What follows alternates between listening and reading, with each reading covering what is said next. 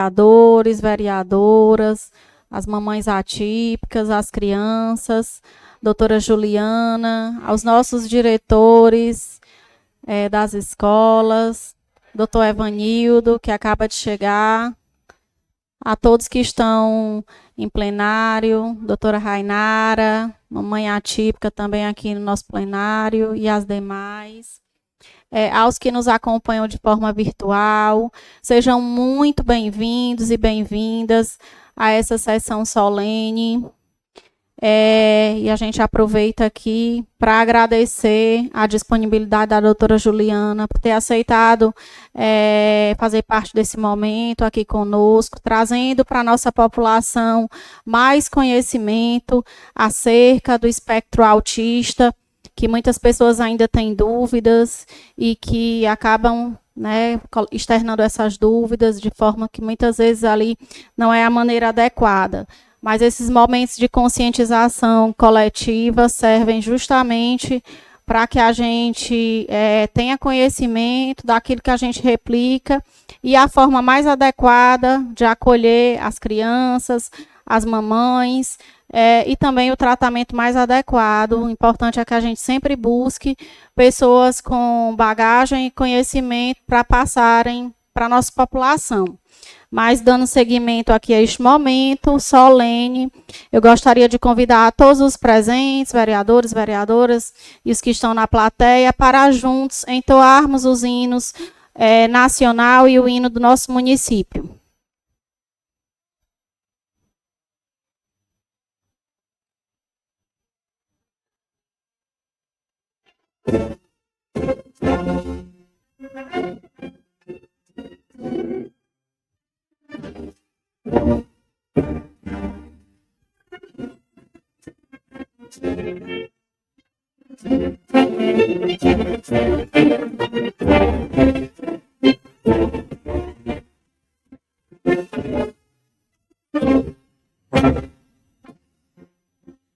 Filho de pirangas mais fáceis, desenvolverá com grande retumbante, e o sol da liberdade vai surgir, brilhou no céu da pátria nesse instante.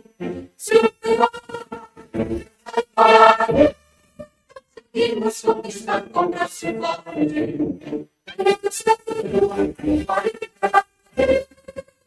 e o nosso peito é próprio morte. Brasil nos ouve desse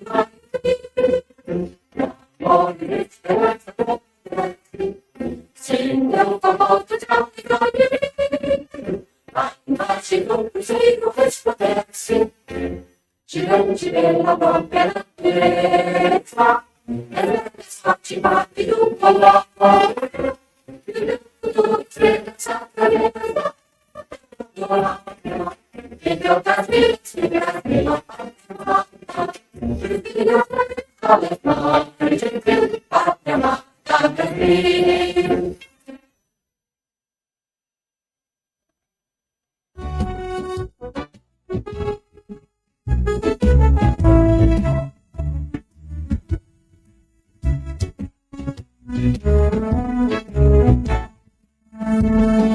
num pedaço do nosso Brasil, tu estás imponente a crescer. Do teu nome se faz a história que teu povo jamais vai esquecer.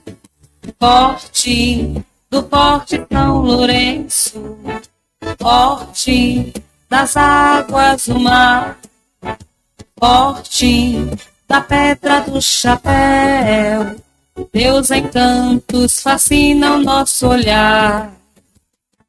De tuas águas sai o sustento pro teu povo humilde e vencedor, carregando as marcas do passado que ajudam a te fortalecer. Forte do Forte São Lourenço, forte das águas do mar, forte da pedra do chapéu, Teus encantos fascinam nosso olhar.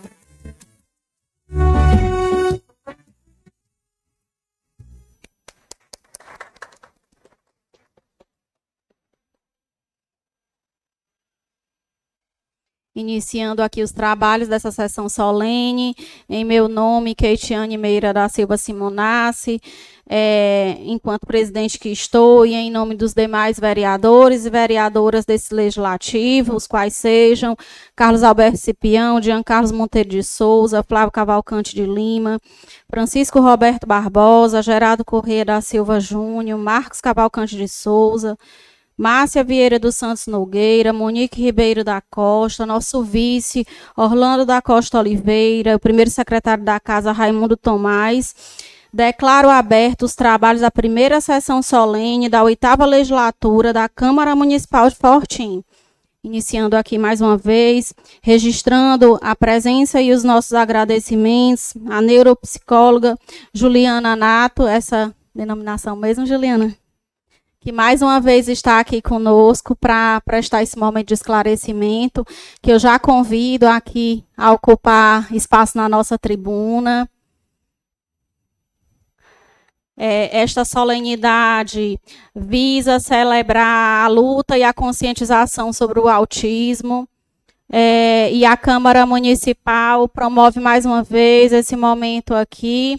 E a gente já aproveita essa oportunidade para informar a nossa população, aos nossos vereadores que ainda irão apreciar, né, ou ainda irão votar, o projeto de lei de nossa autoria que institui a Semana de Conscientização do Autismo em nosso município, uma campanha que visa que as escolas promovam, levem esse debate à sociedade, e o nosso município já tem feito isso de forma bastante enérgica. A gente acompanhou aí no início de abril e no decorrer das semanas, todas as escolas mobilizadas, todo o município mobilizado, e é importante que a gente deixe isso registrado e que isso vire lei para que outras gestões também tenham essa consciência que a atual gestão tem tido pela causa. Então, por isso que a gente já tem um projetinho aí já para os nossos vereadores, eu tenho certeza que será aprovado por unanimidade.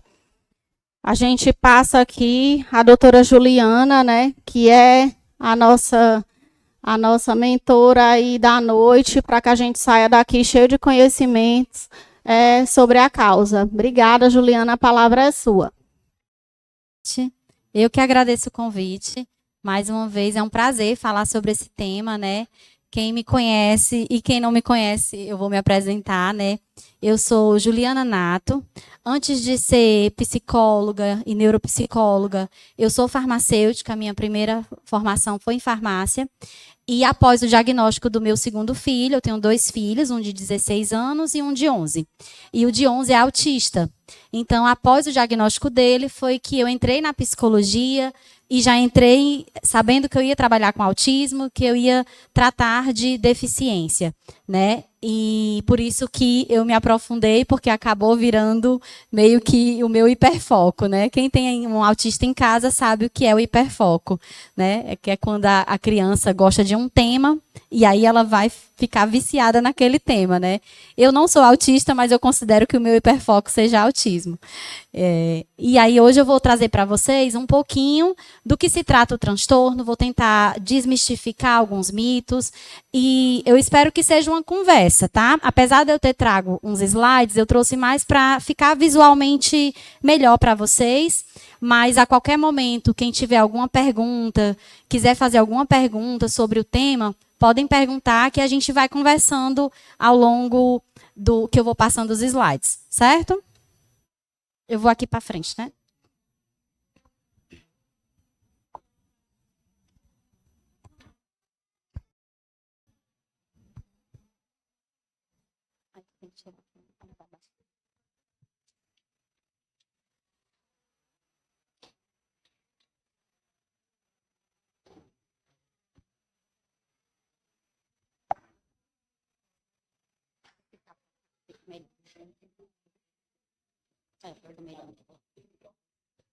Pronto, vamos lá.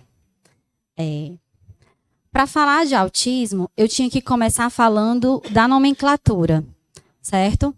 Antes a gente tinha somente autismo. Hoje a gente chama de TEA, transtorno do espectro do autismo, certo? Essa nomenclatura mudou recente com o novo DSM-5, que é um manual de classificação de transtornos mentais, certo? E para ser considerado autismo, gente, é necessário 5 critérios.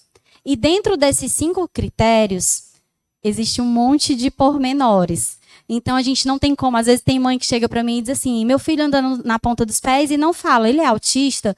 Não tem como a gente dizer só com essas 2 informações. Porque é necessário um conjunto de informações, certo? Então, o primeiro ponto, a pessoa ela tem que ter déficit na comunicação e na interação social. E aí gera muita dúvida nisso, porque às vezes a criança fala, mas ela não se comunica.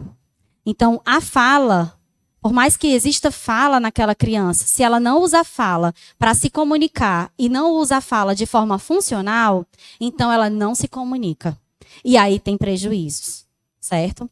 A interação social, quando a gente fala aqui, é em relação aos seus pares. Aí tem família que chega para mim e diz assim, mas Juliana, ele interage com o irmão mais velho, ele interage com o avô, com a avó, mas não interage com os coleguinhas da mesma idade. Quando a gente fala de interação, é interação com os seus pares, mesma idade. Existe uma discrepância. Quando a gente tem autismo na criança, ela vai gostar, ela vai se dar muito bem com adultos, porque o adulto compreende mais ela do que a própria criança da mesma idade. Então, o déficit da interação é em relação aos seus pares, certo? Outro ponto, ela vai apresentar padrões restritos e repetitivos de comportamento ou estereotipados.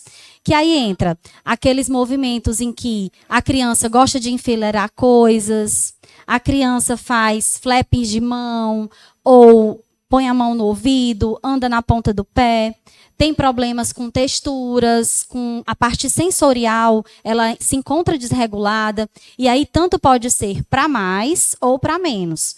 Por exemplo, vou dar um exemplo prático do meu filho, né, meu laboratório. Ele, até os 6 anos de idade, ele amava som. Se ele estivesse aqui hoje, ele ia atrás da caixa de som e ia colocar o ouvido lá na caixa de som. Porque ele amava barulho. Com 6 anos de idade, então ele era hipossensível. Ele não se incomodava ao barulho. Com 6 anos de idade, eu levei ele no Réveillon, numa cidade aqui próximo, e na hora dos fogos, ele entrou em crise, numa crise que eu tive que sair do local, passei o Réveillon em casa, porque ele não suportou barulho. Então, aos 6 anos, ele desenvolveu o inverso, hipersensibilidade. E aí é onde eu quero mostrar para vocês por que é tão complexo o autismo.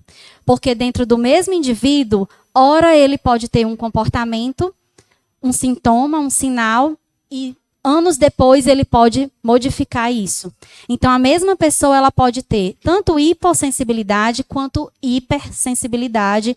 E aí pode ser tátil, olfativa, gustativa. Às vezes tem a seletividade alimentar aí associada. O andar na ponta dos pés, que às vezes não gosta de tocar em algumas texturas, como grama, areia.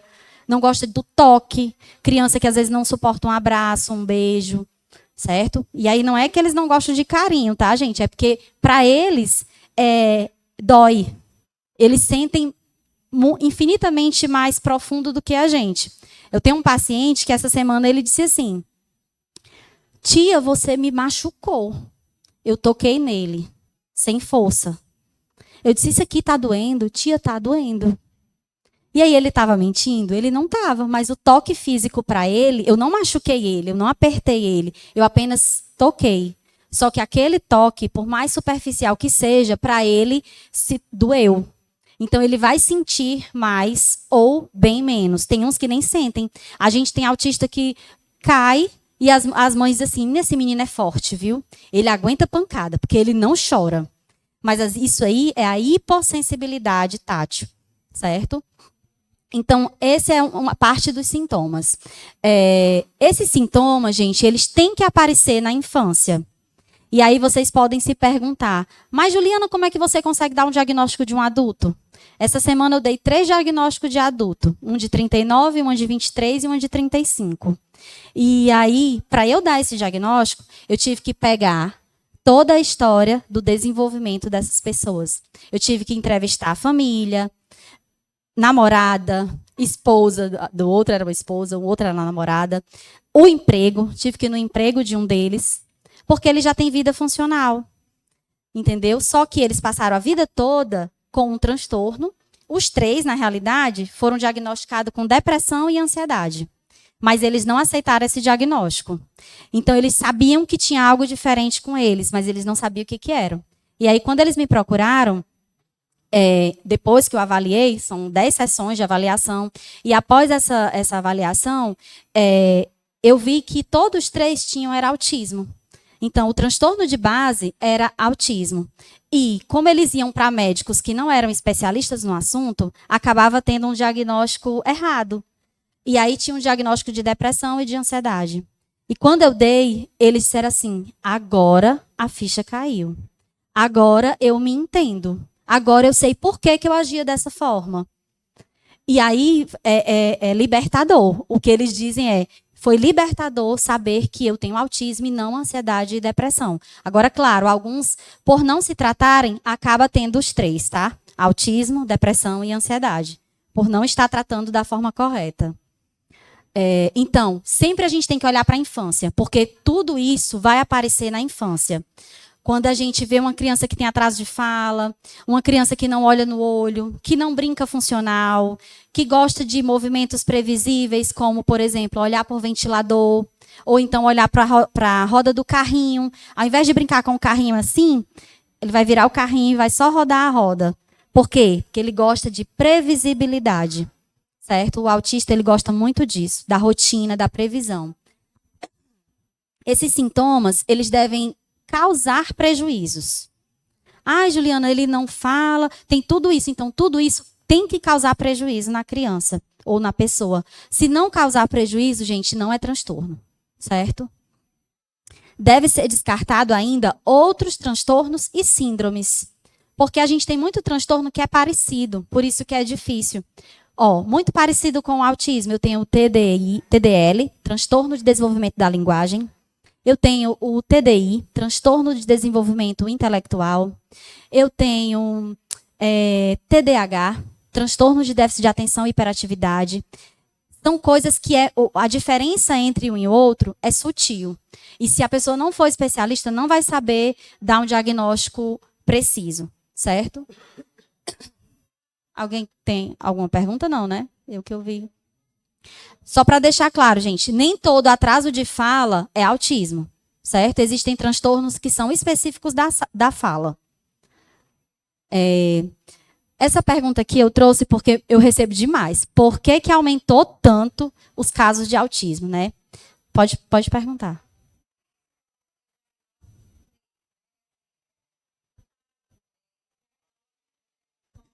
Isso. Sou neuropsicóloga. No caso, quando vem para avaliação neuropsicológica, eu faço sozinha. Eu faço uma avaliação, faço testes que são restritos ao psicólogo para identificar. E faço o teste de QI, eu dou o coeficiente de inteligência da pessoa, faço o teste de comportamento adaptativo, enfim, eu faço uma junção de testes onde o resultado pode dar ou não qualquer um dos transtornos que possam existir. Mas, mesmo assim, eu encaminho. No relatório, eu encaminho para o que aquela pessoa vai precisar. Se ela ainda tem atraso de fala, eu encaminho para o fono. Se ela não tem um laudo médico, eu encaminho para o médico, para poder ele consolidar o meu laudo. Se ela precisa de terapia ocupacional, eu encaminho. Então, vai depender do que a pessoa necessita, certo? Então, falando do aumento do número, né? Aí muita gente diz assim, antigamente não tinha autista. Gente, existia. E existia muito. Só que a sociedade não via. Os autistas não estavam nos espaços públicos. Se vocês botarem aí para botar a cabecinha para lembrar, a gente tinha hospitais psiquiátricos, a gente tinha casas que a gente chama até de reclusão ali, que colocava essas pessoas que eles consideravam pessoas fora do normal, fora da curva. Tem um documentário na Netflix chamado Holocausto Brasileiro, que trata muito dessa realidade de um hospital psiquiátrico em Barbacena. E é cruel de ver esse documentário, porque lá você encontra pessoas com deficiência intelectual, com síndromes, com autismo, esquizofrenia, pessoas que, tipo assim, nascia na família, aí dizia assim, não, tem um problema, tem um defeito, não tá legal. E aí encaminhava essa pessoa, ela era internada e ficava lá a vida toda. A família não ia nem visitar. Eu não vou longe, não. Aqui na minha cidade, no Aracati, fazendo visitas, né, a muitas famílias, eu me deparei com vários casos de adultos que têm diagnóstico, mas que não botam o pé fora de casa. Por quê? Fica só dentro de um quarto, fica ali recluso, porque a família não sabia, na época, como colocar essa pessoa na sociedade. Hoje em dia, graças a Deus, a gente vê autista em todo canto. E não só autista, eu acho que hoje em dia a inclusão ela tem aumentado cada vez mais. E isso se dá pela informação, por esse movimento que a gente está fazendo aqui hoje, de levar informação, de desmistificar e de fazer com que as pessoas aceitem que isso faz parte, é uma condição. E a gente não tem por que deixar essas pessoas fora da sociedade. Se muitos deles, claro que a gente vai ter, eu vou mostrar mais na frente para vocês os níveis, mas a gente vai ter muito autista que vai ser funcional. Esses 3 que eu falei, ó, um é efetivo, trabalha no município de Aracati, passou num concurso, entendeu? Para estar lá. Tem um outro que era professora de uma escola particular, certo? E outro que está cursando Direito e História. Esses 3 que eu dei o diagnóstico agora. Então, assim, são pessoas altamente funcionais, dirigem, namoram, são casados, têm filhos e vida que segue. Só que, assim, por não ter tido um diagnóstico correto, eles acabaram tendo comorbidades, que no caso foi depressão e ansiedade, certo? Além do acesso à informação, palestras, tudo isso, a gente tem as mudanças no critério de diagnóstico. Antes, esses critérios eles eram mais espalhados. A gente tinha síndrome de Asperger, síndrome de Savant e o autismo. Cada um era um diagnóstico. Hoje, eles todos fazem parte do TEA, transtorno do espectro do autismo. E aí, muita gente diz assim, ai, o meu é Asperger. Essa palavra está em desuso, certo? Não existe mais esse diagnóstico. Todo mundo agora faz parte do TEA. Outra coisa é o número maior de profissionais capacitados para diagnosticar. Ainda existe uma carência muito grande. Para vocês terem uma ideia, eu acho que no estado do Ceará deve ter em torno de, no máximo, 20 neuropediatras e especialistas no assunto. Para uma população do Ceará é muito pouco. Às vezes a gente tem que esperar 1 ano por uma consulta, mesmo pagando particular. Imagina pelo setor público. É difícil, certo? Então, o acesso ao diagnóstico ainda é uma coisa difícil. Claro que tem situações, eu lembro que ano passado aqui na cidade vocês já tinham um médico que estava fazendo isso. Ele ainda permanece? Pois é, então já é uma facilidade para o público, né?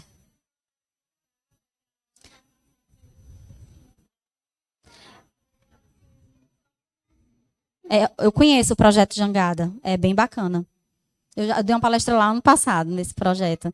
E, assim, o município só tem a ganhar, né? Quando tem, porque não é a realidade de muitos. Infelizmente, ainda tem municípios que a gente tem que esperar numa fila e... Enfim, quem perde é a criança, que fica sem o diagnóstico, sem estimulação, né? Correto. Existe também, gente, uma lei que obriga os pediatras a fazer o rastreio precoce em qualquer criança que ele pegue, seja no setor público ou privado. Até 1 ano e meio de idade, ele tem como...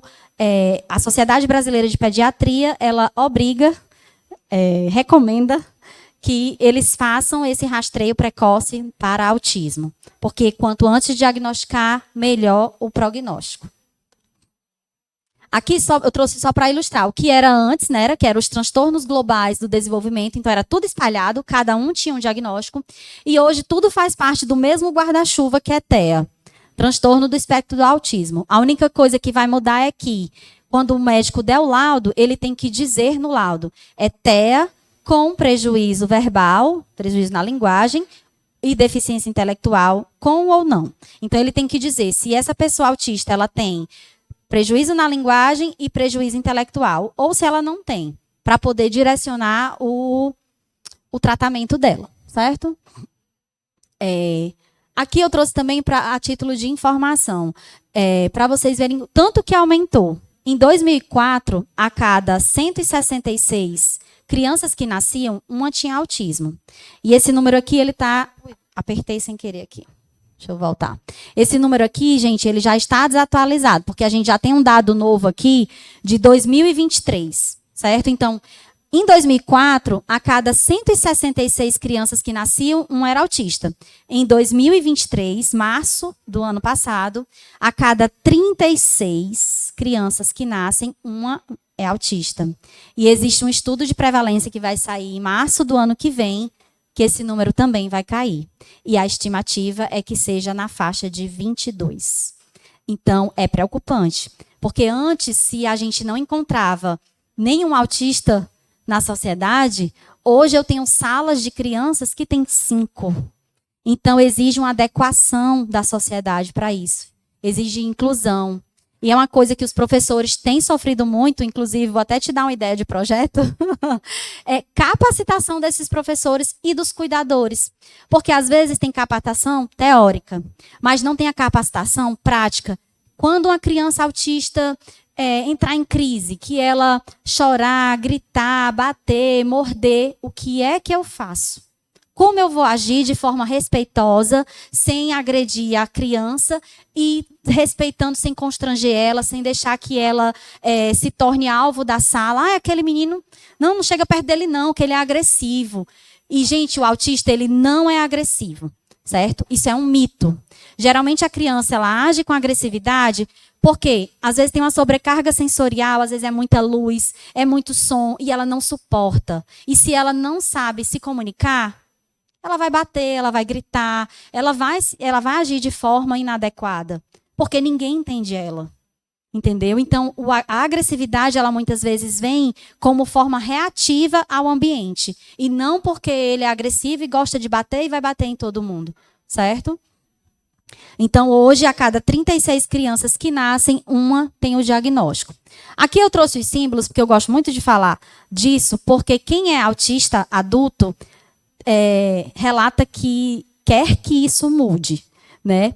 O símbolo mais conhecido é o do quebra-cabeça, ele é muito difundido e não tem como a gente não associar a ele, mas quem é autista não gosta desse símbolo.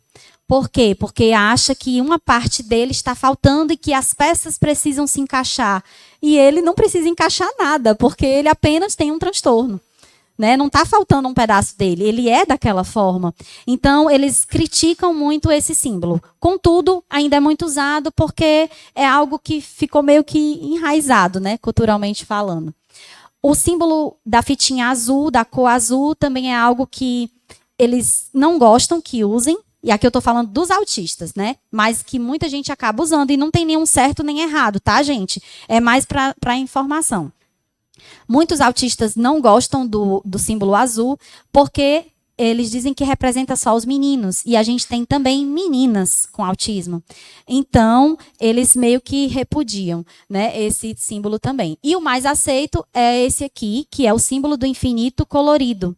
Porque ele pega todo o espectro, desde homem, mulher, LGBTQIA+, enfim. Como também ele pega... ele mostra que você está completo, está fechado, não está faltando nenhuma peça.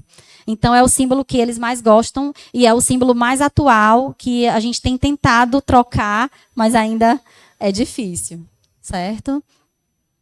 Falando um pouquinho dos níveis de suporte. O autismo ele era dividido antes em graus, leve, moderado e severo. E a gente também, isso está em desuso, a gente não fala mais em graus, porque é pejorativo, é chato. E muitas famílias dizem assim, o teu é leve ou é severo? Perceba que dói se você ouvir alguém dizer assim, teu filho é severo, né? Não é uma coisa chata de ouvir? Então, essa nomenclatura ela foi trocada e hoje a gente fala de nível 1, nível 2 e nível 3 de suporte. E o que vai determinar qual nível a criança está é o o tanto de apoio que ela precisa. No nível 1, ela tem que precisar de pouco suporte ou quase nenhum. Tem que ser meio que autossuficiente, né? No nível 2, ela precisa de pouco apoio, ou apoio em algumas situações. É uma criança que não fala. Criança que não fala e abaixo de 4 anos de idade, não existe nenhum autista abaixo de 4 anos de idade que seja nível 1. Todo autista, 4 anos, falando ou não falando, ele é nível 2. Porque ele não tem independência. Uma criança de 4 anos, ela não tem como fazer a comida dela, se vestir sozinha. Enfim, ela precisa do adulto, ela precisa do outro. Então, ela já se enquadra no nível 2, certo? E o nível 3 de suporte é aquela pessoa que vai precisar 24 horas de uma segunda pessoa ali, cuidando dela, ajeitando a alimentação, lembrando das atividades de vida diária, que é comer, tomar banho. Então, o nível 3 de suporte é um nível que a gente antes chamava de severo, certo? Contudo, gente, eu não gosto muito dessa nomenclatura, porque eu acho que o mesmo autista, às vezes ele é nível 1 de suporte para se comunicar, vamos dizer que ele se comunique muito bem, mas ele é nível 2 de suporte na hora de suportar estímulos sensoriais. E aí ele não dá conta de ouvir barulho, então às vezes um barulho desse microfone que eu estou falando aqui já perturba ele. E aí eu acho que ele vai ter coisas que vai ser do nível 2 e coisas do nível 1. Então eu acho que o nível não define. E eu nem coloco muitas vezes nos meus laudos, porque eu acho que a gente só tem que dizer que é autista, é TEA, transtorno do espectro do autismo. Até porque a mesma pessoa ela também pode mudar de nível a qualquer momento da sua vida. Tá? Falando, então, gente, isso aqui é muito forte, porque e ninguém tem a obrigação de saber, porque é algo que a gente ainda está tentando trocar, né, isso na sociedade. Porque a sociedade não ouvia nem falar de autismo. E quando ouvia, associava a doença. Erroneamente, associava a doença. E não estou aqui para julgar ninguém, mas quando a gente escuta alguém falar que é doença, cabe a nós informar, olha, não é doença, isso aqui é um transtorno, é uma condição, a pessoa já nasceu com isso. E não é doença porque também não tem cura. Gente, doença é gripe, é resfriado, é pneumonia, gastrite, e isso são doenças, certo? O transtorno é diferente de doença. Quem é da área da saúde acaba sabendo disso. Mas quem não é da área da saúde, às vezes acha que transtorno, doença, síndrome é tudo a mesma coisa. Tá tudo bem, mas cabe a nós informar, né? Eu até vi um vídeo, né, que vocês fizeram aqui, e aquele vídeo eu achei ele até legal, porque ele, eu entendi dessa forma, né, que a ideia dele era justamente mostrar que as pessoas não sabiam do que se tratava o autismo, né? Que o autismo, aí você vê inclusive na fala de algumas pessoas que elas dizem que é doença, uns gaguejam, porque justamente nem sabe do que se trata. Geralmente sabe quem tem um familiar com o transtorno. Quem tem familiar, filho, sobrinho, acaba sabendo porque você vai estudar um pouco, se apropriar, e aí acaba vendo, o médico mesmo já informa na hora do diagnóstico, olha, isso aqui não é uma doença, não vai ter cura porque não é doença, é um transtorno. É uma condição que a pessoa já nasce com ela, né? E esse transtorno, gente, ele tem que causar prejuízo ou na cognição, ou na regulação emocional, ou no comportamento. Mexe, às vezes, com as 3 áreas, às vezes só com uma, certo? E tem que causar perda na qualidade de vida. Causar sofrimento. Então, o transtorno, ele não é doença justamente porque ele é uma condição. A pessoa já vai nascer com ela, tá? Não desenvolve ao longo do tempo. Não existe autismo virtual, que nem muita gente me pergunta. Ah, meu filho usa tela, ele vai ser autista? Ele pode desenvolver o autismo? Não, gente, ele não vai. Agora, se ele já nasceu com as características, se ele usa tela, ele vai piorar. Né? Isso é fato. Certo? Então, outra pergunta que me fazem, inclusive uma senhora me perguntou agora, há pouco tempo, antes, na hora que eu estava aí no plenário, sentada, né? É possível se curar do autismo? É possível sair desse espectro? Gente, não é. porque não é doença. Contudo, algumas crianças, algumas pessoas que às vezes fazem tratamento, e também tem umas que nem fazem tratamento, e que por um acaso do destino acabam melhorando, acabam se desenvolvendo e tendo vida normal. E às vezes, com 7 anos, 8 anos, você não consegue ver diferenças entre uma criança que tem o transtorno e outra que não tem. Certo? Geralmente isso acontece no nível 1 de suporte. E aí tem muita gente que diz assim, quando ele era criança, quando ele era menor, na primeira infância, ele não falava, gostava de enfileirava objetos, andava na ponta dos pés, não gostava de barulho, enfim, tinha vários comportamentos, vários sinais e sintomas que caracterizavam ele com autismo. Fez tratamento, a criança foi melhorando e com 8 anos, 9 anos, às vezes até mais tarde, a criança não tem mais nada visivelmente, a grosso modo, do transtorno. Contudo, ele sempre vai estar lá, certo? Sempre vai estar lá. Às vezes em uma irritação, às vezes em não suportar, porque eles também vão aprendendo, conforme vão amadurecendo, a mascarar os sintomas. Isso acontece muito nas mulheres. Porque as mulheres, elas têm prejuízo na comunicação também, mas elas conseguem muitas vezes se comunicar mais. E a gente cobra socialmente das mulheres um comportamento melhor. Se a gente leva uma menina para uma missa, a menina está lá tocando terror. Aí a mãe, menina, se senta direito, menina não pode estar correndo. O menino pode, mas a menina tem que se comportar, né? Então, culturalmente, as meninas elas são mais podadas. Então, elas aprendem a mascarar mais os sintomas. E acaba, muitas vezes, tendo diagnóstico tardio. E, às vezes, quando você vai ver, diz, meu Deus, ela não tem quase nada de TEA. Mas, na primeira infância, quando você vai pegar lá o histórico dela, ela tinha tudo de autismo, só que ela foi modelada. Certo? Então, não é possível sair desse espectro. E também, gente, o espectro ele não é linear, ele não é reto, não é bonitinho. A mesma pessoa com autismo, ela pode ter habilidade social boa, uma tem habilidade social boa, a outra não tem. Uma tem comunicação boa, a outra não tem. Uma tem sensibilidade alterada, a outra não tem. E, às vezes, a mesma pessoa muda. E ela pode andar nesse espectro. Como? Eu tenho um paciente que é nível 3 hoje, com tratamento, empenho da família, o ambiente todo favoreceu que ele fosse ganhando habilidades e ele passa a ser nível 1 de suporte. Como também a gente pode ver o inverso. Um paciente que é leve, nível 1, sem tratamento, um ambiente totalmente... excesso de telas, às vezes não frequenta a escola, enfim, tudo favorece para que esse paciente piore o seu quadro, ele deixa de ser nível 1 e passa a ser nível 2 ou nível 3 de suporte, certo? Por isso que é importante o tratamento. Então, vamos lá. O que causa o TEA? Gente, o autismo ele é genético, certo?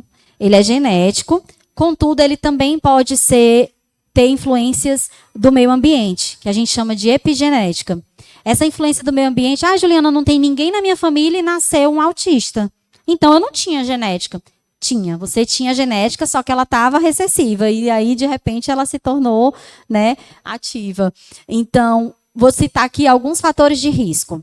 Idade do pai maior do que 50 anos, idade da mãe maior do que 40 anos, infecções urinárias da mãe durante a gravidez, prematuridade, aquele bebê que nasceu prematuro, ele tem grandes chances de ser autista, hipóxia neonatal, que é quando a criança nasce e entra em sofrimento respiratório, diabetes mellitus por parte da mãe, o uso de anticonvulsivantes e antidepressivos na mãe, a mãe grávida, por exemplo, mães epiléticas, mulheres epiléticas que querem engravidar, é muito difícil, porque é arriscado.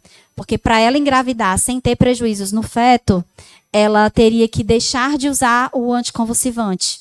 E se ela não deixa de usar, com certeza a criança vai ter algum prejuízo, certo? Então é indicado, inclusive, não engravidar, né? A não ser que exista um aconselhamento e um acompanhamento muito preciso.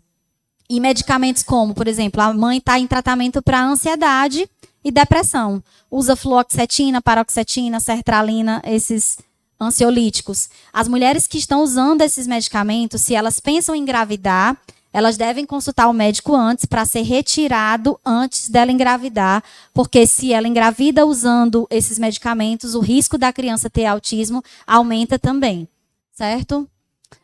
Quando já se tem um filho, né, com autismo ou alguém também, isso aumenta. E é isso, mais ou menos isso. Obesidade também, viu, gente? Quando a mãe ela tem obesidade, isso também pode causar o TEA. E, para finalizar, eu trouxe aqui alguns sinais precoces do autismo. Né? Aos 6 meses de idade, a gente pode ver que se o bebê ele não sorri a estímulos, ele não olha no olho da mãe quando ele está mamando, ele não faz aquela triangulação no olho da mãe, ele não faz rastreio visual, que é o quê? É eu mostrar para ele aqui um brinquedo e ele acompanhar com o olhar. Às vezes a criança fica com o olhar perdido, o brinquedo passando aqui e a criança olhando para o outro lado. Então, isso é um sinal de alerta, tá? Em bebês. Com 12 meses, a criança não balbuciar, não falar nenhuma palavrinha, como mamãe, papá, dá, coisinhas pequenas, certo? Palavrinhas pequenas. Não apontar, não dar tchau, não soltar beijo. Com 1 ano, a criança típica, ela tem que fazer isso. Se ela não faz, é considerado um atraso de comunicação, certo? Também não atender quando ela escuta o nome dela. O meu filho, foi um dos primeiros sinais que eu vi, foi esse. Eu dizia, Murilo, Murilo, Murilo, e ele não olhava. Eu digo, meu Deus, esse menino tem algum problema auditivo. Levei no otorrino. Quando eu cheguei lá, o otorrino, não tem nada, tá tudo normal. Aí, quando eu ligava o celular num desenho ou em alguma musiquinha que ele gostasse, bem baixinho, ele, na mesma hora, olhava. Eu digo, não, então não é problema auditivo mesmo, não. E o que é isso?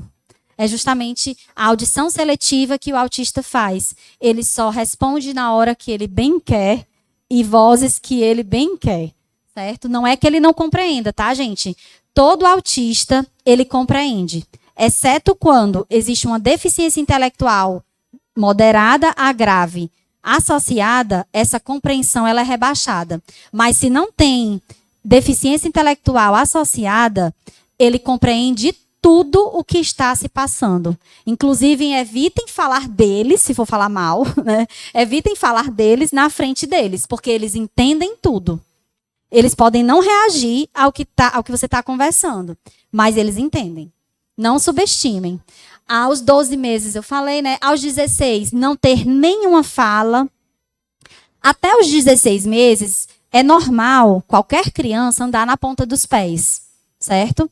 Contudo, depois dos 16 meses, continuou essa marcha, né? Andar na ponta do pé, aí já não é o esperado. Também é um sinal de alerta. Não falar, né? E aos 2 anos, gente, a criança ela já tem que falar palavras com frases. Mamãe, quero bola. Me dá água. Ela tem que formar frases, ou duplas ou triplas. Se ela não forma frases, se ela não segue comandos, como, por exemplo, fulano, joga a fralda no lixo. Fulano, pega o teu copo. Se ele não consegue seguir esses comandos simples, também é sinal de atraso, certo? Então, ao menor sinal de atraso, procurem ajuda. Porque quanto antes essa criança tiver o diagnóstico, melhor vai ser o prognóstico dela, melhor vai ser a qualidade de vida. A gente tem outros atrasos e outras coisas que podem aparecer a qualquer momento, tá? Atraso na fala, não olhar nos olhos, preferir ficar sozinho, comportamentos repetitivos, resistência a pequenas mudanças de rotina. É muito comum também distúrbios no sono. A criança não consegue dormir, ou então dorme e acorda no meio da noite, fica 2 horas acordado. E também isso é um sinal de alerta. Seletividade alimentar, reações sensoriais, aí entra visível, todas aquelas que eu falei, certo? Alguma dúvida, gente? Alguém quer fazer alguma pergunta? Pode perguntar.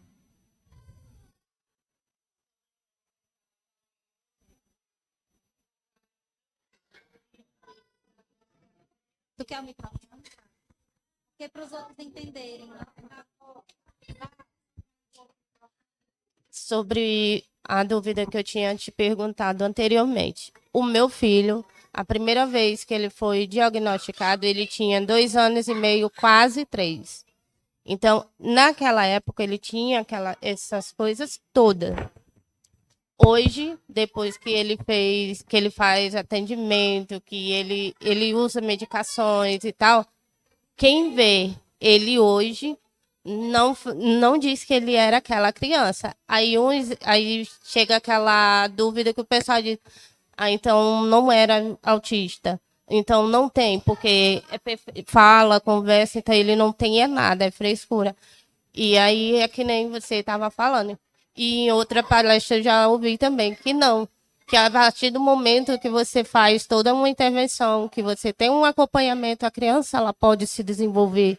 Ela pode viver numa sociedade como eu, você, desde que dentro de casa, quem sabe, é quem está lá dentro. Sutis, coisas que você vai ver ali. Uma coisa, eles podem agir de uma forma lá fora e dentro de casa ele se soltar, ele ser ele. Exatamente. O autismo, gente, ele não tem cura, contudo ele tem melhora, que foi o caso do seu filho, graças a Deus, né? O meu também, o meu filho, ele era nível 2 de suporte, e ele hoje é nível 1, ele está no 6º ano, acompanha a turma da escola, a gente faz algumas adaptações, porque às vezes ele se recusa, vou dar um exemplo de ontem, ele tinha que fazer uma redação de 15 linhas, e aí ele fez até a 12ª, quando chegou na 12ª, eu não vou mais fazer. E não teve ninguém nesse mundo que obrigasse ele a fazer. Então, o que foi que eu fiz? Mandei para a escola a redação incompleta e mandei um recadinho para a tia. Pede para ele continuar as 3 linhas que faltam aí, porque aqui ele se recusou. E eu respeitei, porque ele já estava cansado. Para ele foi demais escrever. Ele tem também... A maioria dos autistas, gente, pode vir com distúrbio motor também. E esse distúrbio motor pode ser na escrita, né, na mão, na coordenação motora fina, ou no equilíbrio, né, em todo o corpo. Que é justamente também andar na ponta dos pés, às vezes não consegue ter uma grafia boa. E o meu filho, ele não tem uma grafia 100%. A grafia dele ainda é meio assim, você pena para entender, né? Quem é mãe entende. E a professora também, graças a Deus. Mas existem essas coisinhas que, assim, se você vê ele hoje andando comigo na rua, você vai dizer, é mentira. O menino, eu ando na frente, ele vem atrás de mim, consegue atravessar uma rua sem eu ter que dizer, olha o carro, menino, presta atenção, deixa eu segurar aqui na tua mão. Hoje.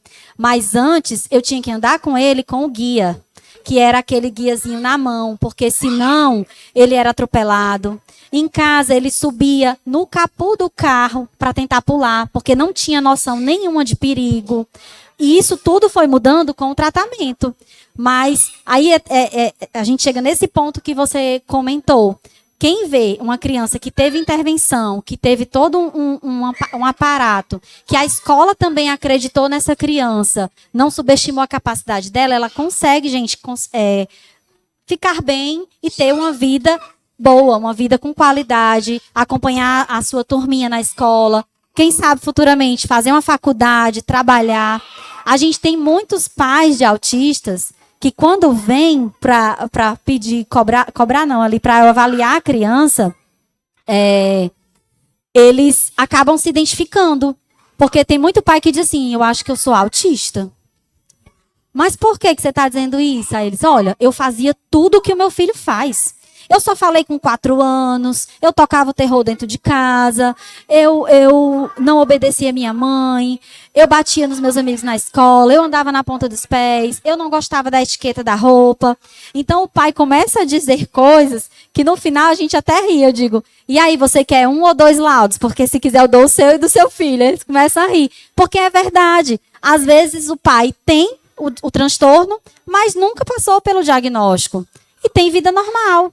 Entendeu? Agora, claro, não vamos esquecer aqui, gente, de dar importância ao autismo nível 2 e nível 3 de suporte. Porque quem tem em casa sabe que não é fácil. O nível 3 de suporte, onde você precisa estar 24 horas dando apoio à criança, ali pastorando para que ela não se machuque, não machuque outras pessoas, não é fácil. Só sabe quem passa. Por isso que a gente precisa de muita ajuda do poder público e muita compreensão da sociedade. Porque, às vezes, tem gente que diz assim, ela tem vergonha do filho. não leva o filho, sei lá, para um parquinho, para algum ambiente assim. Gente, não é porque é difícil. Eu digo isso porque quando o meu, até ele fazer 4 para 5 anos, eu não saía de casa sozinha com ele, não. Porque eu sabia que eu não ia dar conta. Eu saía com 2, 3 pessoas, que era pra gente revezar, porque as 2 se cansavam e tinha uma para dar tempo de descansar e pegar de novo. E eu não tô mentindo. Quem conhece o meu filho na escola, é tanto que, fazer que nem o outro, eu fiquei famosa, teoricamente, assim, na minha cidade, por conta do tratamento dele, que ele evoluiu tanto, porque quem viu ele antes, que vê ele hoje, diz assim, é mentira que é a mesma criança. E assim, eu acreditei nele, a escola acreditou nele, os terapeutas acreditaram nele. Então, se você é familiar de alguém que tem o transtorno, não deixem ninguém subestimar o filho de vocês. Não deixem que um professor entregue para ele uma prova em branco. Porque se ele tem o transtorno, ele precisa de um PEI, de um plano educacional individualizado. Ele precisa de um protocolo de algo que dê metas a curto, médio e longo prazo. Se ele não dá conta de fazer a mesma prova dos amiguinhos, vamos adaptar. Mas ele tem que aprender. Se ele não está aprendendo da forma que é ensinado para todos na sala, é necessário fornecer para essa criança uma adaptação, uma aula extra, um reforço, que no caso é o AEE, o Atendimento Educacional Especializado, que acredito que aqui também tenha, todos os municípios têm, né? É muito importante o papel do AEE, porque ele vai justamente ajudar os professores nesse momento. Mas o que eu peço para vocês é que não deixem, fiquem de olho, sejam parceiros da escola, porque se você é parceiro do professor, do cuidador, só quem tem a ganhar é o seu filho, certo? Alguém mais tem alguma dúvida?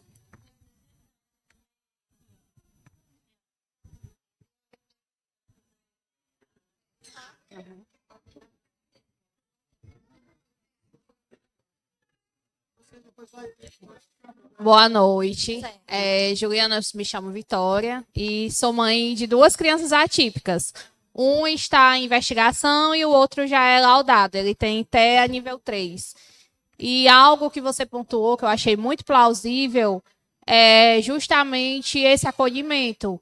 Porque, assim, é muito difícil para a gente que é mãe atípica, quando sai com o nosso filho e vê todas as crianças correrem, falar, e você olha seu filho e você não vê ele fazendo aquilo. Então, a gente acaba se adaptando e buscando lutar por eles, né? E hoje ele é acompanhado, né, pelo psicólogo, pela aba, fono, é assim, sabe, tudo completo. E eu tô percebendo, sabe, a minha maior felicidade foi quando ele olhou para mim e disse, mamãe. Então, assim, é muito positivo isso, né? E principalmente quando a gente tem uma família que apoia, né? As pessoas que estão ao nosso redor. Graças a Deus, aqui no Fortim, a gente tem uma gestão incrível. Uma gestão que apoia. Porque quando eu cheguei para dizer, olha, eu vou precisar disso e disso, eles me abraçaram. E eu sou muito grata a isso. E principalmente a meu pai, né? Que está aqui hoje. Estou muito feliz de ver ele aqui hoje. Que também é alguém que me apoia muito. Então, isso é muito importante. É a sociedade entender a dor daquela mãe. Às vezes a gente está naquele cansaço, às vezes a gente está estressado, não quer saber de nada, mas a gente está ali de pé, lutando, né? E todos também que estão ao redor entender isso. Então, muito plausível essa sua palestra hoje, muito contributiva para nós, mães atípicas, né? Que estamos aqui hoje, procurando entender também, porque a gente tem a criança, a gente se molda a criança e às vezes a gente bota a mão na cabeça, como você disse. Eu acho que eu sou autista também, porque esse menino, o que ele faz... Mas tem uma coisa que explica isso, sabe? É o fenótipo ampliado do autismo. O fenótipo ampliado são as pessoas que têm autismo na família, às vezes elas acabam tendo sinais e sintomas parecidos. Por exemplo, eu estou aqui, mas eu estou o tempo inteiro tentando me regular por conta do barulho. O barulho já me desconcentrou várias vezes. E eu preciso me concentrar. Eu não posso, são crianças. Se fosse adulta, eu já tinha ido lá brigar. Mas aí, como é criança, eu digo, eu tenho que me concentrar. Mas a gente acaba tendo algumas questões que são parecidas, mas a gente não tem o suficiente para fechar o diagnóstico. Então, a gente se encontra, às vezes, no fenótipo ampliado, certo? Uma coisa que eu vou te dizer, que possa ser que até te aqueça teu coração, mas não desiste, porque eu tenho pacientes, 6 anos que não fala nem oi, já está lendo tudo. Eu tenho pacientes que chegaram para mim com 13 anos, sem ler, sem falar, começaram a falar, a ler. No início se comunicava através de tablet, aquele tabletzinho que você escreve e apaga apertando um botãozinho. A gente ensinou a criança a escrever e a ler. Ele não fala verbalmente, mas ele consegue dizer: eu quero bola. Ele escreve lá a frase e isso diminuiu os comportamentos inadequados, como bater, morder, porque ele batia e mordia porque ninguém entendia ele, ele queria voz. Ele queria falar. Existe também uma comunicação alternativa chamada de CAA, que a gente usa. Inclusive, hoje eu fabriquei uma para 2 pacientes meus, onde a gente faz uma prancha de comunicação e ensina ele a se comunicar através do apontar. E aí ele vai através de pictogramas, de figuras, apontando para o que ele quer, e aí ele se comunica mais rápido. Entendeu? Então, assim, é possível, certo? Por isso que eu digo, não subestimem. Tá? É isso. Alguém mais tem alguma? Pode falar. Boa noite, pessoal. Na verdade, eu gostaria de contribuir também, tá, Juliana? Pode ficar à vontade. Tudo bem, né? Pessoal, eu acredito que todos vocês me conhecem, né? Primeiramente, boa noite a todos, né? Primeiramente, gostaria de agradecer, né, aí, mais uma vez a iniciativa do Poder Legislativo de estar trazendo esse momento de diálogo e reflexão tão importante para a nossa sociedade, né, que tem mais ênfase no mês de abril, mas que tem que ser no dia a dia, né? Esse trabalho é no dia a dia. Representando aqui o segmento AEE, né, que hoje eu estou na coordenação do atendimento educacional especializado, gostaria de compartilhar com vocês alguns dados, que é importante a gente saber alguns dados do nosso município. Né, dentro do nosso município, atualmente, nós temos 186 alunos matriculados nas salas de atendimento. Então, é bastante gente, né, é bastante aluno. E aí, se a gente for ver a questão dos dados, a gente, além dos alunos, a gente tem 8 professores, no qual eu tenho aqui algumas representações. Por favor, os professores, levante a mão aí, que são professores do atendimento, né, para que os pais, né, e as pessoas possam também conhecer. E nós temos 26 profissionais de apoio, né, que são os cuidadores escolares. E aí eu gostaria de ressaltar que na escola estadual, que no caso a Ilná, a professora Ilná, né, que estava à frente da coordenação, nós temos 18 alunos no estado, né, e também tem aqui uma professora do estado de outro município, mas que também é do estado. E que, pessoal, se a gente for contabilizar os dados, e assim, eu fiz questão de trazer esses dados para vocês, é que nós temos aproximadamente 80 autistas no município, dentro das salas de atendimento. Certo? Então, assim, isso só aumenta a nossa responsabilidade enquanto sociedade para que a gente possa acolher, para que a gente possa estar preparado para lidar, né? Como bem trouxe a Juliana, né? E desde já a gente agradece, eu agradeço também, né? A sua fala, que só vem a agregar conhecimento para todos nós. Gostaria de dizer também que, assim, dentro da construção histórica social, nós sabemos que nós temos muitos paradigmas a quebrar, né? Muitos preconceitos ainda existem. Precisamos mudar esses comportamentos, né? Que é justamente o que a gente está fazendo aqui, né? Esse espaço de diálogo e reflexão, informação. E assim, falando um pouquinho do vídeo, né? E o trabalho que nós fizemos enquanto segmento AE, justamente eu gostaria de dizer para vocês que esse trabalho está sendo feito dentro dos espaços das escolas, nas salas de aula, e a gente achou bacana a ideia de disseminar, né, dentro da própria comunidade, dentro do próprio município. E aí fomos às ruas, justamente ouvir opiniões, né? para a gente realmente ver o quanto a gente precisa falar sobre, né? E aí, justamente, a Juliana trouxe aqui que teve várias falas, né, de pessoas no vídeo que citaram que o autismo é uma doença. E, ao mesmo tempo que tiveram pessoas que disseram que não era, né? E aí a gente fez questão de finalizar o vídeo falando um pouquinho, de forma bem resumida, o que era o transtorno do espectro do autismo. E vídeos virão, mais informações virão, né? Porque a gente acredita que é um meio. Além da gente estar dentro do espaço da escola, dentro dos outros espaços, é preciso também que a gente dissemine, porque as pessoas buscam muito as redes sociais hoje. E é uma forma da gente disseminar coisa boa, disseminar conhecimento, tá?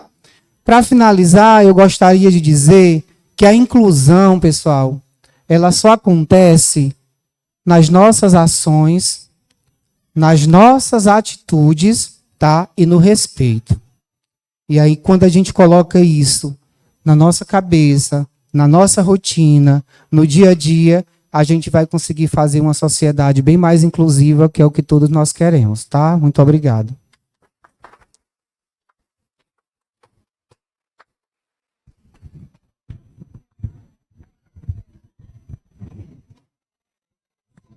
Boa Acho que tem noite. mais uma pergunta.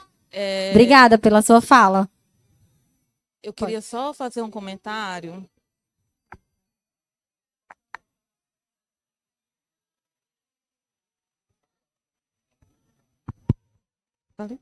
Não estava falando. Em relação, quando você falou do diagnóstico do adulto, né? Eu quero dizer que eu estou completa, o meu hiperfoco também já foi autismo. Porque eu estou completamente inserida na família atípica. O meu esposo foi diagnosticado depois que a gente tinha, acho que mais ou menos 15 anos de casados. Não, uns 13, porque eu acho que ele está diagnosticado há 5 anos. E mesmo com o tratamento, mesmo com medicação, mesmo ele sendo efetivo, como a gente diz, ele estando inserido, né? Mas, gente, é uma coisa que, como a doutora disse, não tem cura. Sempre vai ter a questão da fobia social, a bateria social descarrega muito rápido. Eles são, de uma forma geral, eles são taxados de preguiçosos, de lerdos, de muitas coisas. Mas é porque essa bateria social deles acaba muito rápido. Ela falou que, ó, o filho não conseguiu fazer uma redação de 15 linhas. Isso vai ser sempre uma característica dele. Às vezes, o meu marido trabalha, mas às vezes lá no trabalho dá um shutdown que você fala com ele.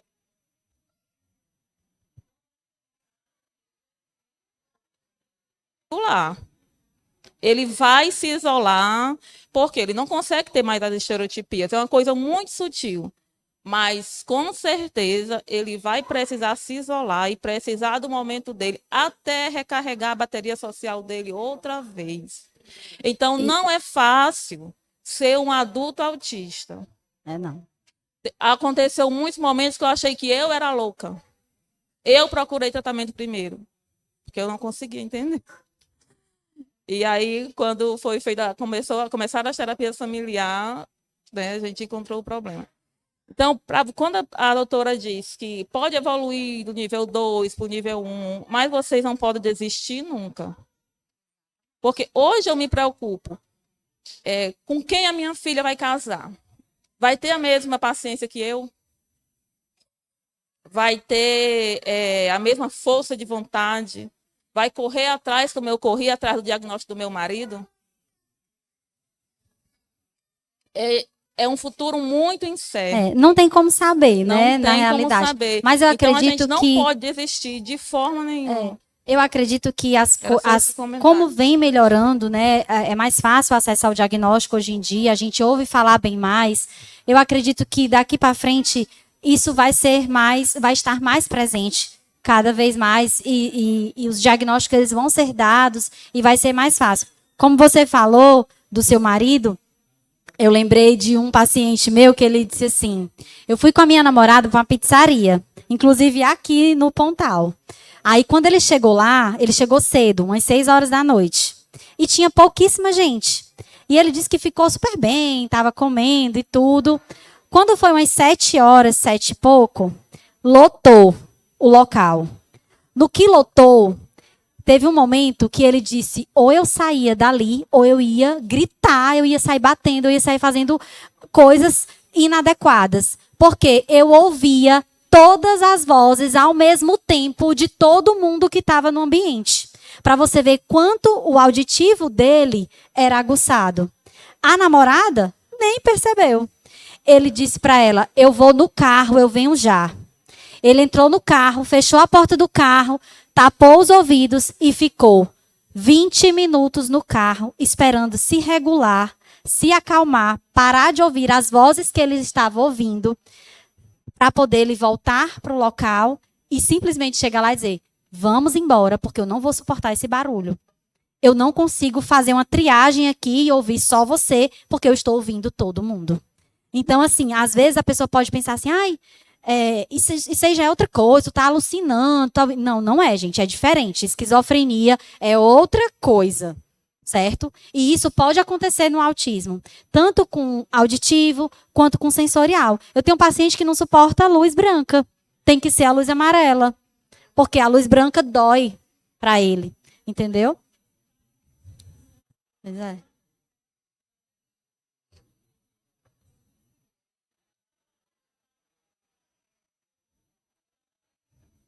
E acontece muito. Esse paciente que eu estou falando, ele foi afastado do serviço por 2 anos.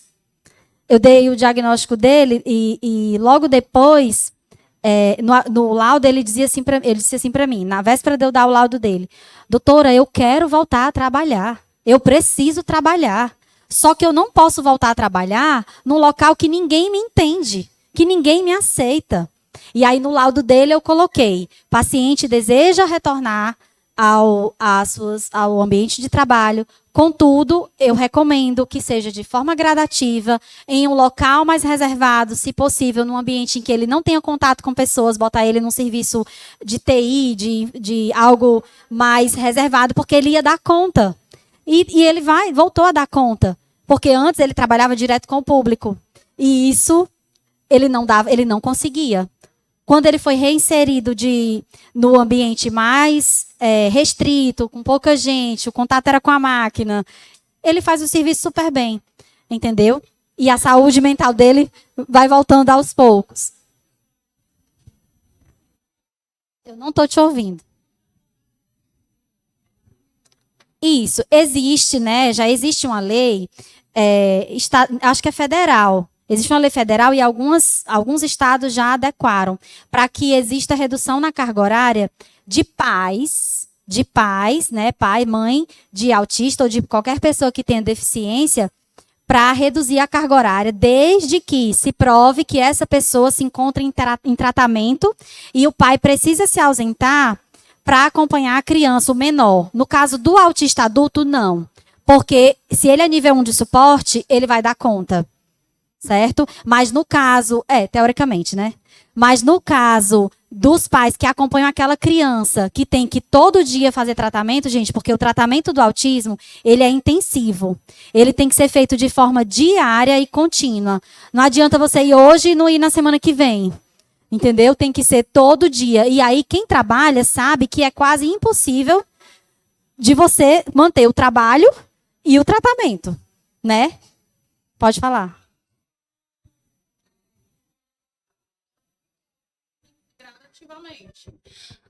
A minha filha, eu acho que você já conhece, a Ana, ela tem autismo, TOD, TDAH e síndrome de Prader-Willi.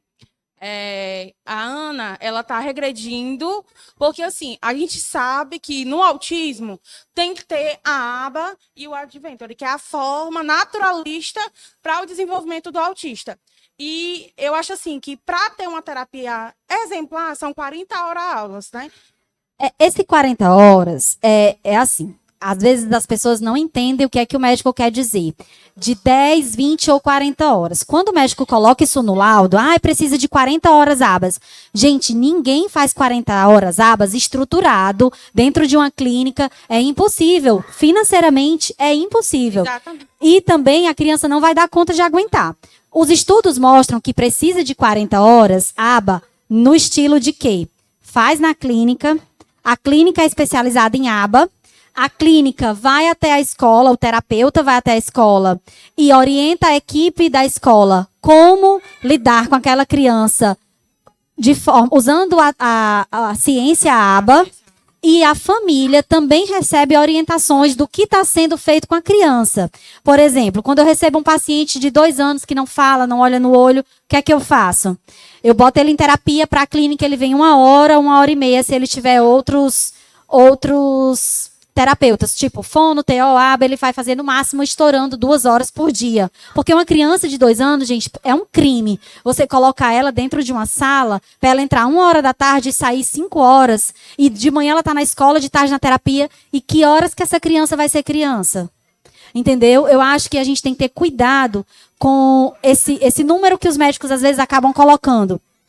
Quando eu converso com alguns neuros, eu pergunto, o que é que você quer dizer com isso? Porque a análise do comportamento diz que são horas intensivas, mas intensivas sendo replicadas por várias pessoas em todos os ambientes que a criança está, na escola, em casa e na terapia.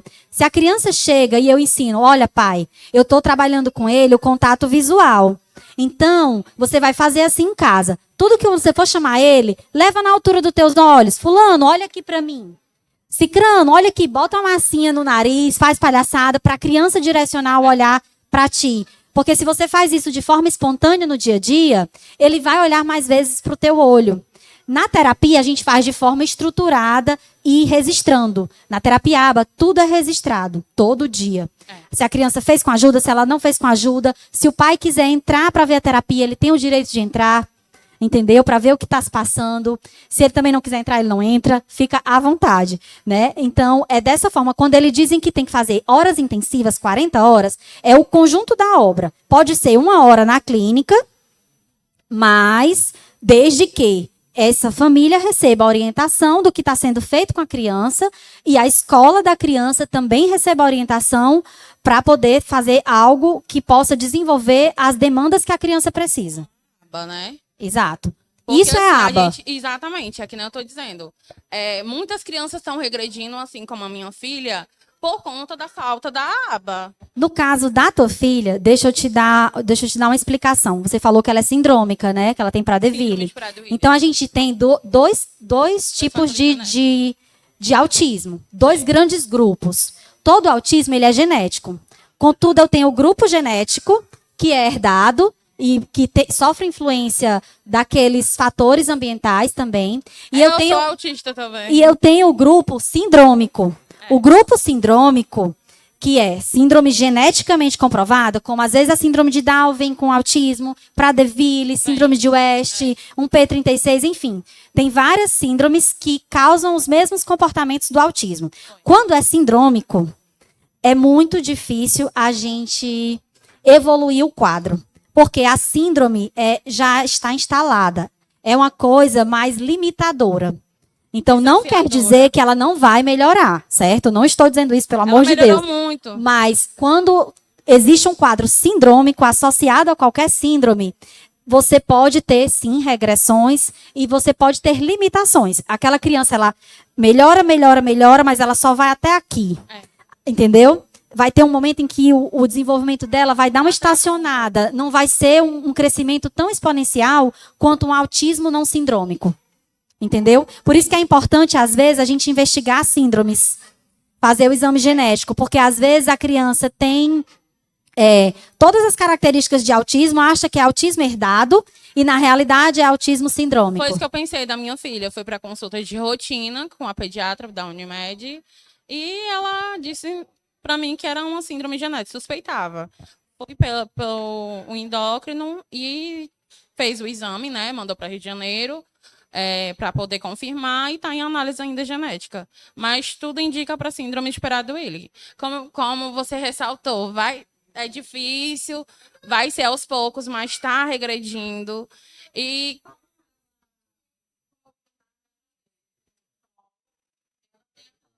por não ter a presença do pai, e tudo dificulta um pouco no tratamento. Por mais que ela já venceu o atraso de fala, ela tem aquela interação social, mas ela escolhe as pessoas, ela é uma pessoa muito carinhosa, mas às vezes não quer esse carinho. Tem dias que ela não consegue de jeito nenhum comer ou olhar para alguém. Tomar banho é uma crise. Desencadeia uma crise total. Por mais que eu entendi essas palavras, mas eu fiquei com o coração um pouco... Não se angustie, tá? Não estou dizendo que é limitador, não. Mas, no caso, quando tem uma síndrome associada e essa síndrome já é comprovada, geralmente a curva de crescimento ela é mais lenta. É mais lenta. Entendeu? Ela é mais lenta. Inclusive, alguns são bem limitadores. Por exemplo, a síndrome de Down. Eu tenho um paciente que ele tem uma síndrome rara, que é um P36, o nome da síndrome. E aí ele tem baixa visão, ele se torna agressivo porque a síndrome dele causa agressividade, impaciência, É isso que eu ia sabe? falar. E Aham. Bem agressiva, vai pra cima, fala. Aí é importante ter acompanhamento médico, porque no caso precisa de medicação. E uma coisa, gente, que é um alerta até que eu faço para quem tem filho autista, certo? Ou com qualquer deficiência que faz uso de medicação de controle especial, gente. Medicação de controle especial, ela deve ser dada exatamente como o médico prescreveu.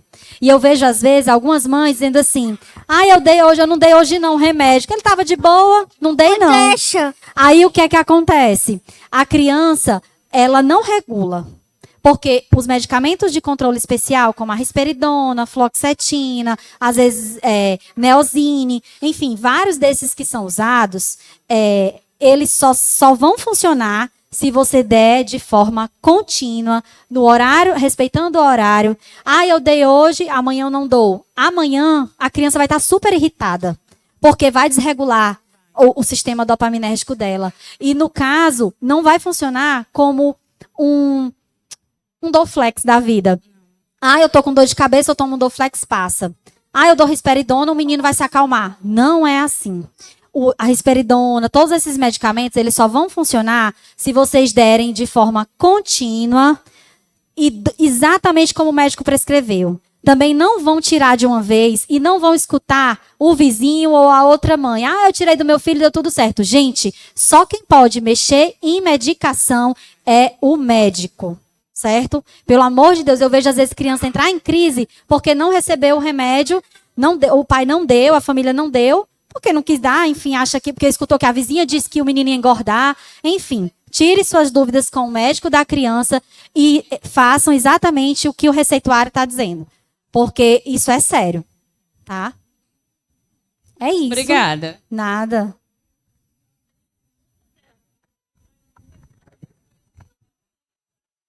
Precisa tempo para ser criança, né? Outro alerta que eu faço para a gente finalizar, né? O pessoal está agoniado aí.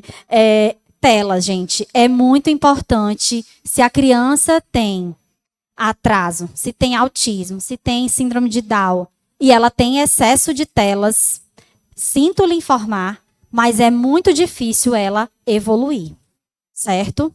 Então, assim, para a criança típica, até 2 anos é 0 tela. Para criança atípica é 0 tela a todo momento. Entendeu? Teve autismo, eu não daria tela. Juliana, você não dá para seu filho? Dou. Não vou ser hipócrita de dizer que eu não dou. Mas hoje o meu filho tem 11 anos, ele usa a tela como forma de recompensa. Eu uso a tela ao meu favor. Se comportou bem na escola, ganha 1 hora de computador. Se comportou bem no reforço, ganha 2 horas de computador após o reforço. Hoje mesmo ele não se comportou no reforço, mas eu não pude estar em casa para bloquear porque eu tive que vir para cá. Mas antes de sair de casa, eu olhei para ele e disse assim, quando eu chegar, a gente vai conversar. Ele já sabe do que se trata. Eu não dei hoje o bloqueio, mas amanhã eu vou dar. Porque ele tem que aprender que se a gente dá a nossa palavra, a gente tem que cumprir. Só diga o não que você pode sustentar. Se não, é melhor nem não dizer. Se você vai fazer com que a criança faça você lhe manipular, não dê aquele não que você não pode sustentar, certo? É isso. Eu espero que tenha contribuído aqui com vocês, certo? Eu fico à disposição para quem quiser.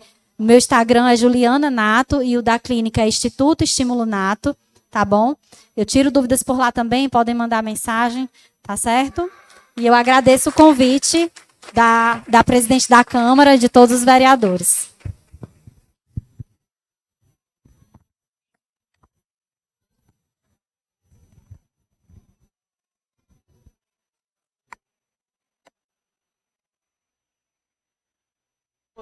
Oi.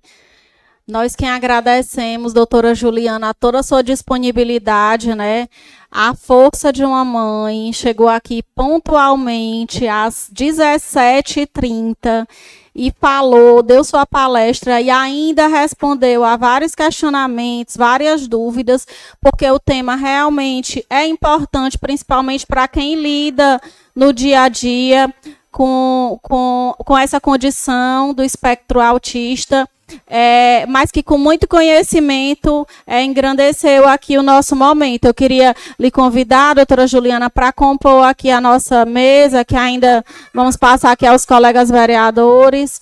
Agradecer ao psicólogo do nosso município, doutor Evanildo, que também tem feito um trabalho brilhante aqui, a nossa secretaria de Educação, que, por ser extremamente ativa, chegou aqui nos finalmente da sua palestra, mas sempre está comparecendo aos momentos na nossa casa. A gente já agradece, eu sei que seu tempo é corrido, Catiane, mas a gente agradece a sua presença, de todos os nossos educadores, né, e mãezinhas, a nossa mesa diretora quase completa, nosso segundo secretário aqui, Júnior, mas eu tenho certeza que os nossos vereadores, vereadora Monique, também desejam, né, dar os cumprimentos, aí abraçar cada um que veio até aqui. Então, queria aqui facultar palavras aos vereadores, vereadora, caso desejem.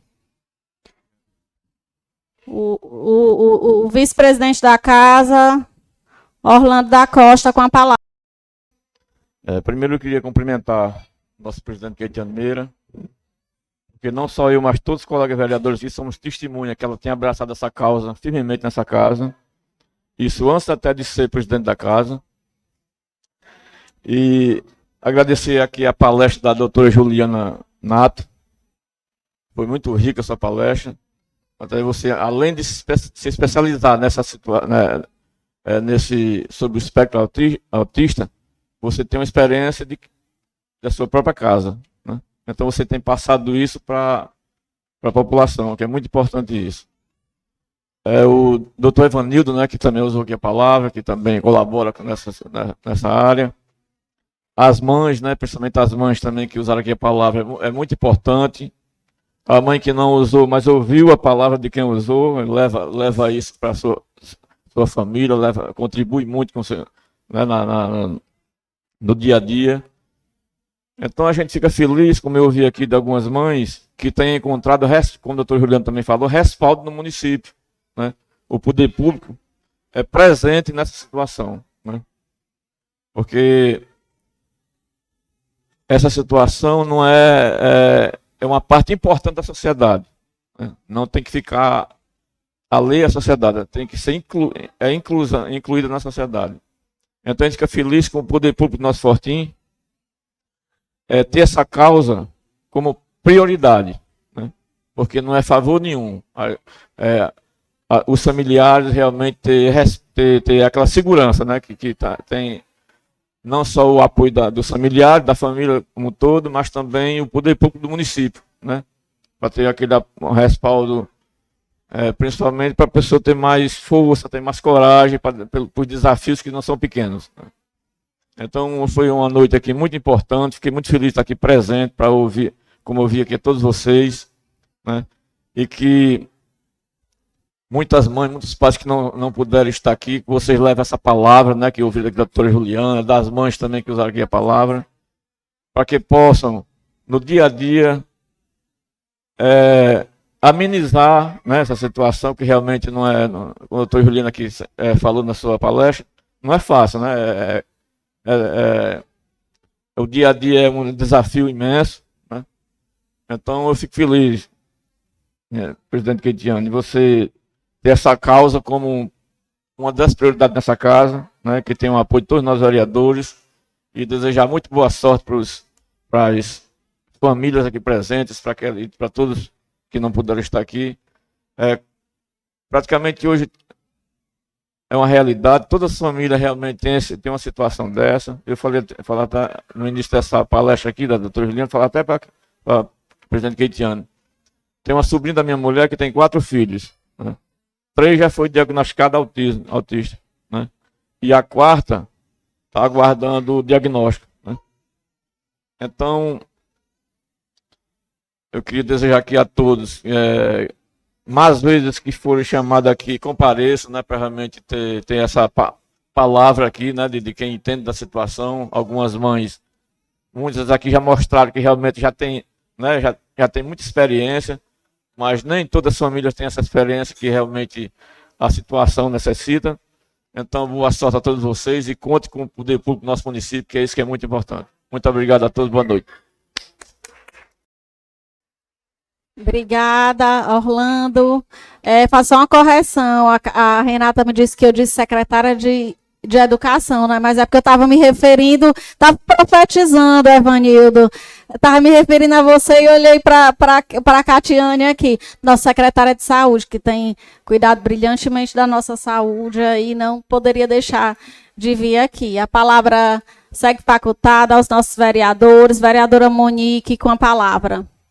Boa noite a todos, minha presidente Keitiane, colegas vereadores, todos aqui presentes, em especial a Juliana, né, que nos honra com a sua presença aqui, tira tantas dúvidas que todos nós temos, atende aqui as mãezinhas e a todos nós. É uma causa realmente muito importante. Parabenizar a Keitiane por ter convocado essa sessão, que de pronto foi atendido por todos os colegas. Realmente, no mês de abril, a gente fez no ano passado e está fazendo nesse ano. É uma coisa que no dia a dia a gente vem vivenciando, mas que escolher de fato um mês para a gente estar tratando mais de perto essa situação, até para esclarecimentos para toda a população, realmente é muito importante. Então, eu agradeço aqui ter tirado nossas dúvidas, o Evanildo também, que está fazendo um trabalho no nosso município. Agradecer ao governo municipal também, que realmente tem investido, de fato, nessa situação, ajudando as famílias, né, tanto a educação, a saúde. A gente vê que um município tão pequeno como Fortim, saber que tem um neuropediatra, né, que faz o atendimento regularmente aqui, realmente denota a preocupação dos gestores, do gestor atual com uma forma de ajudar, né, a comunidade a tratar melhor as suas crianças e fazer com que elas sejam inseridas na sociedade. Então, eu agradeço mais uma vez a Keitiane pela iniciativa, os colegas por atenderem, a doutora Juliana por estar aqui e a todos vocês. Uma boa noite a todos. Obrigada, vereadora Monique. A palavra segue facultada, caso algum vereador... Palavra com o vereador Flávio. Boa noite, senhoras e senhores vereadores. Boa noite a todos aqui presentes. Quero cumprimentar aqui o professor Evanildo, em nome dele aqui, todos os outros professores que estão aqui presentes acompanhando a sessão. Quero parabenizar aqui, doutora, a senhora, né, Juliana, pela palestra, né? Eu acredito que essa palestra, você trouxe pontos muito importantes. Com certeza todas essas mães vão sair daqui muito mais sabendo como lidar com os seus filhos, né? Também quero parabenizar a presidente dessa casa, Keitiane, por trazer essas sessões, né? Não só essa, como muitas outras já tem trazido para essa casa aqui, abrindo as portas dessa casa para todos os setores da sociedade aí, trazendo várias sessões como esta, muito importante para cada setor de acordo com suas necessidades, sempre tem feito isso aqui na sua casa. E dizer, doutora, que com certeza essas mães hoje vão sair muito mais felizes daqui, porque elas vão sair daqui sabendo que através da educação, da orientação, seus filhos, do acompanhamento desses filhos vão estar muito mais aptos, vão estar com uma habilidade muito melhor para desenvolver suas atividades intelectuais, educacional, e estar muito mais preparado para o mundo, para o trabalho. Com certeza hoje elas vão sair daqui muito mais felizes. Então, parabéns a todos, parabéns ao presidente, parabéns a você também pela sua linda palestra. Obrigada, Flávio. A palavra segue facultada, mas antes eu queria aqui só fazer um registro, né, do pessoal da educação que está aqui, além do doutor Evanildo, o Océlio do Guajiru, a Selma, Régia, professora Régia, que eu tive a satisfação de acompanhar aí nos 15 anos da Escola Profissionalizante, Elza Porto, é isso mesmo, acertei. Que ela, com muita competência, estava à frente do cerimonial, Vladimir, a Railsa, mais alguém da educação, me ajudem aí. Por favor, que a gente fica aqui e vai se perdendo. Mas, enfim, muita gratidão a cada um. As meninas aí que compõem o esporte, que estão aqui mais uma vez. Vanessa, Daiane, muito obrigada. A presença de todos é muito importante aqui, principalmente de vocês que formam, né, a educação do nosso município e a sociedade de maneira geral, né. As mãezinhas aqui, eu tenho certeza que receberam muito da doutora Juliana, mas nós também, enquanto sociedades, né, a Monique dizendo ali que muitas perguntas foram sanadas, mas muitas dúvidas também ficaram, e é importante que a gente tenha essas dúvidas para que, como foi colocado aqui, a gente busque conhecimento para aprender. Eu mesma fiquei me questionando, né? Questionando também o meu pequeno, várias ações que você vai falando, a gente vai pensando se de alguma maneira se encaixa, e é preciso você buscar sempre desmistificar qualquer diagnóstico, porque se tiver, é importante que seja tratado. E eu não sabia desse detalhe, que diagnosticava tardiamente na vida adulta, né? Eu sempre tive... eu vou ler um livro, eu saio lendo vários livros. Eu não consigo concluir uma leitura se for só um. Então, eu pego um, aí amanhã eu vou ler outro. Falta não terminar, porque eu vou passeando pelos livros. Eu não sei se isso é uma forma de algum déficit de atenção, porque eu não me concentro ali só naquela coisa. Mas, enfim, a palavra segue facultada aqui. E o que eu ia dizer antes é, se aos nossos educadores, alguém se quiser deixar aqui uma mensagem, uma dúvida, uma sugestão, ou quiser convidar a nossa maravilhosa doutora Juliana Nato para levar um momento lá com os alunos, né, de conscientização, eu já estou aqui deixando ela já de portas abertas para o nosso município, porque eu sei que ela faz isso com coração de mãe, e eu acho que é uma missão de vida mesmo, difundir conhecimento acerca disso e tentar transformar a vida das crianças e das mãezinhas. Eu acho que, pelo seu amor, pela sua disponibilidade, realmente é uma missão de vida que você tem. Mas vou passar aqui para os nossos vereadores e, posteriormente, se algum educador quiser aqui fazer uso da palavra, nosso segundo secretário.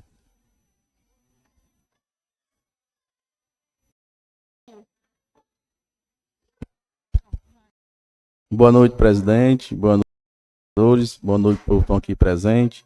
Em primeiro lugar, eu quero aqui agradecer a Deus e dar meus parabéns à nossa presidente pelo esse grande trabalho que ela vem fazendo no nosso município. E também dar meus parabéns também à doutora Juliana, né? É a filha da vereadora Hilda, né? Dê um abraço para ela, viu? E dizer que a luta é grande para as mães, né? Para os pais, que não é fácil. Mas Deus sabe todas as coisas, né? Quando tem para acontecer, só Deus mesmo. E essa palestra foi muito importante para as mães, né? Tirar algumas dúvidas e dizer que o nosso nosso prefeito, ele apoia muito esse projeto, o projeto de Jangada que nós temos no nosso município. É um projeto que veio para contribuir, para ajudar os pais e as mães do nosso município. E nós estamos aqui, o Poder Legislativo está aqui também para ajudar. Se for preciso aqui, as portas estão abertas, né, presidente? Tenho certeza que a presidente também está aqui para ajudar, todos os vereadores. E também quero dar meus parabéns aos professores que estão aqui da educação, os diretores, que é muito importante também levar também para os colégios, como a nossa presidente falou. É muito importante levar para a sala de aula, certo? E as palavras são essas, e muito obrigado e boa noite. Palavra segue facultada. Mais algum vereador, vereadora? Vereador Carlos Alberto, com a palavra. Boa noite. Queria agradecer a presença dos palestrantes, né? Parabenizar pela explanação que foi feita, pelas explicações, pelas dúvidas que foram tiradas para alguns pais, algumas explicações que foram dadas. Parabenizar a presidente Keitiane pelo trabalho, pela essa iniciativa de trazer essa sessão solene para a Câmara Municipal de Fortim, onde tem a presença de pais, de mães com criança autista. O governo municipal também de Fortim, que abraça essa causa, né? Que abraça esse projeto, que trabalha em prol das crianças autistas para que tenham um melhor desenvolvimento. Então aqui só resta mesmo agradecer a presença, principalmente dos palestrantes, dos pais, das mães, das crianças que se fazem presente, dos vereadores que estão aqui presentes também dando mais brilhantismo a esse momento, dando valorização ao momento, mostrando que realmente estamos também preocupados com a causa. Então, muito obrigado e que esses pais tenham sucesso na melhor desempenho de seus filhos que têm com esse transtorno, como foi dito aqui pela palestrante, não é uma doença, é um transtorno, que com o passar do tempo fica no nível mínimo de autismo. Muito obrigado.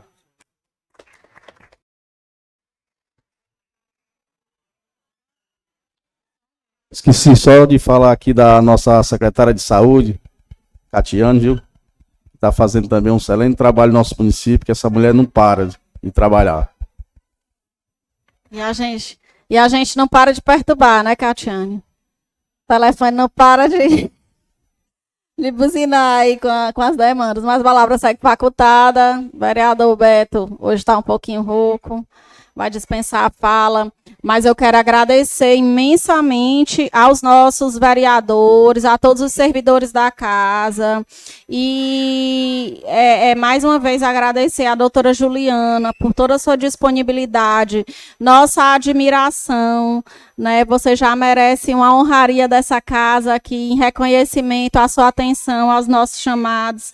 E eu tenho certeza que esse laço que você faz com o Fortim será muito positivo na vida de cada mãezinha que está enfrentando o que você já enfrentou, né? A gente fica feliz de ouvir esse relato de que pode, como não é uma doença, não existe cura, mas existe um avanço, né? Existe ali uma condição de vida com o espectro autista melhor, né, para as crianças, para as mães também, através do tratamento.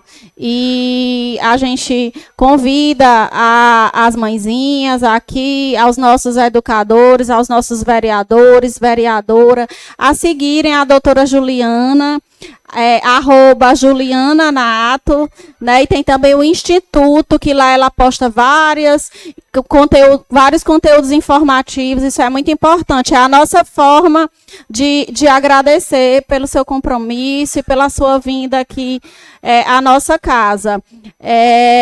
Dizer a cada mãezinha que vocês possam aí ter a força dessa mãe, né? Que apesar de uma adversidade, ter se pego ali numa situação, ela foi aprender ainda mais para poder lidar com a condição do filho e que hoje tem avançado. Que cada mãezinha que está aqui também possa lutar pelos direitos dos seus filhos e que possa avançar. Ao nosso município também deixar aí a nossa gratidão, né? Agora que o projeto Jangada faz parte aqui do município, um projeto municipal que veio através do Banco do Nordeste, se eu não me engano, e hoje aqui foi tão positivo, tão engrandecedor, que passou a ser uma ação do município, e a gente fica muito feliz aí com esse compromisso.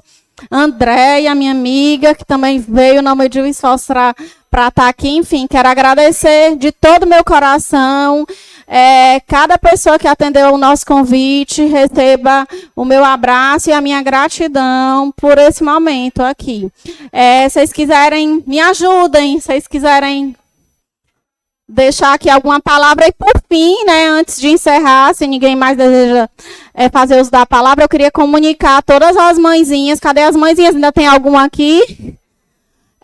Que a gente vai ter uma sessão azul aqui no dia 30 de abril, encerrando as últimas atividades do mês de abril de conscientização à causa autista. E eu queria convidá-los, né, para trazerem as suas crianças, para eles assistirem aqui um filme bem legal, aqui no plenário da casa. A gente vai estar aqui para recebê-los e o horário vai ser às 16 horas. Então, a gente vai divulgar nas redes sociais da Câmara, as meninas vão fazer a divulgação, mas a gente já está comunicando para vocês. Dia 30 é o último dia do mês, a gente vai ter essa ação aqui. Já como uma forma de ficar ideias para que quando o município implementar a Semana da Conscientização da Causa Autista, tenha outras ações similares, né? A gente vai vendo as coisas, vai implementando, vai melhorando, e a ideia é que cada vez a sociedade esteja mais integrada com os serviços tanto do Legislativo quanto do Executivo. E é isso, muito obrigada a todos e a todas, e a gente declara encerrada esta sessão solene e convida os presentes para a gente fazer um registro com a nossa querida doutora Juliana Nato. Muito obrigada.